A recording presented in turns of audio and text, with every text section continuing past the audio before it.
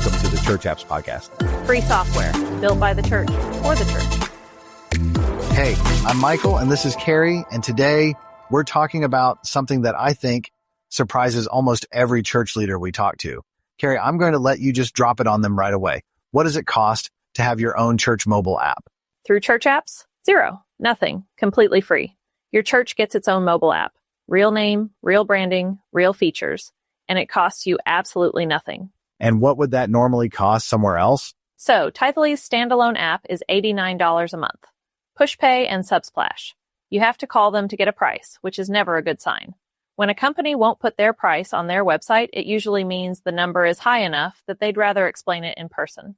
From what we've heard, it's not cheap. And I want to be clear, those are fine products.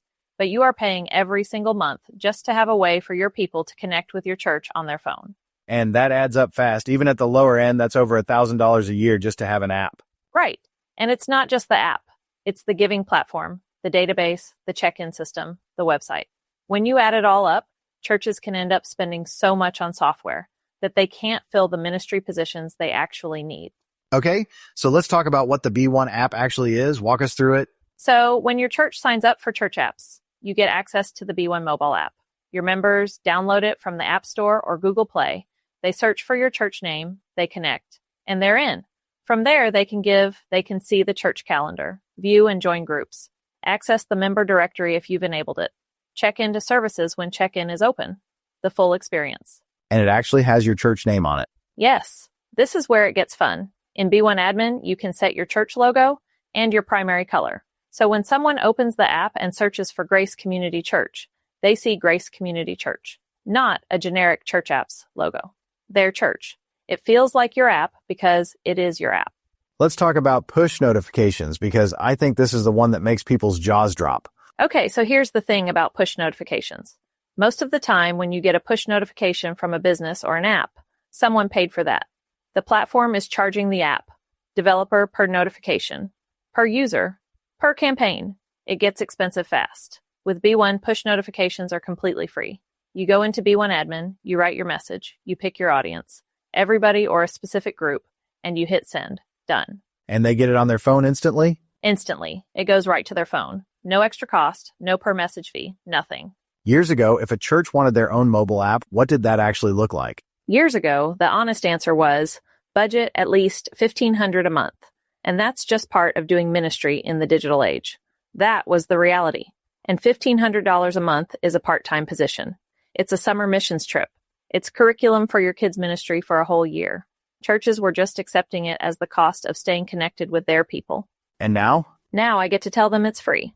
And honestly, that still doesn't get old. Every single time. Okay, let's talk about giving in the app because that's a big one. Yes, members can give right from the app. One-time gift, recurring giving, they can choose their fund, general, missions, building. They get a receipt automatically. And the minister or giving coordinator sees it in B1 Admin in real time.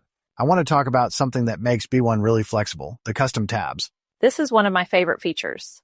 In B1 Admin, under the mobile app settings, you can add custom tabs to the navigation. You give it an icon, give it a label, and point it at any web page. So if your church has a sermon archive, a prayer request form, a volunteer sign-up, an event registration, it all becomes a tab in the app. Your members tap it, and they're there instantly. So the app actually adapts to what your church does? Exactly. Every church is different. Some want a tab for their live stream.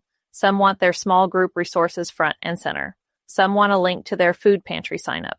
You build the app around what your church actually needs, not what someone else decided was important. That flexibility is huge. Okay, I want to make sure we talk about something that I think is underrated, the member directory. The directory is one of those features that sounds small, but has a huge impact on church culture. When you enable it, members can look each other up in the app, see a photo, a phone number, an email, whatever someone has chosen to share. It turns the app into more than a tool. It turns it into a way for your congregation to actually know each other. And people control what they share? Completely. Every person manages their own profile visibility. If you don't want your phone number in there, it's not in there. The church isn't sharing anything you haven't explicitly made available.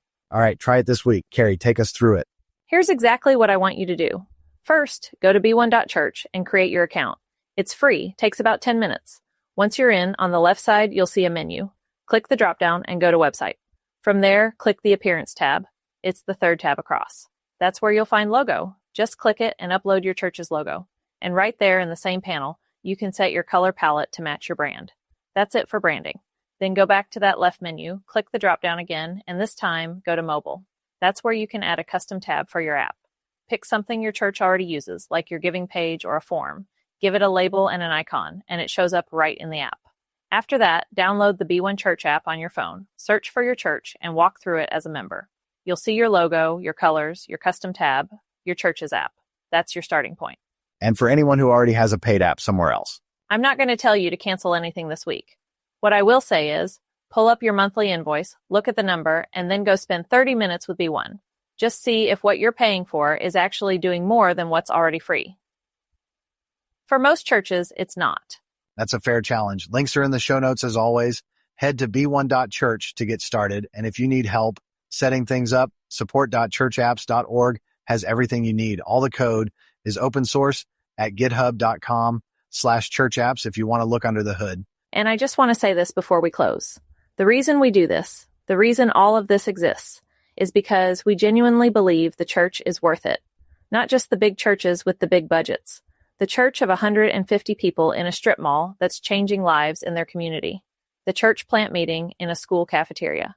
The congregation in a country where there's basically no church tech infrastructure at all. They all deserve the same tools. And now they have them. That's what this is about. That's it, exactly. Thanks, everyone, for listening. We'll see you next time on the Church Apps Podcast.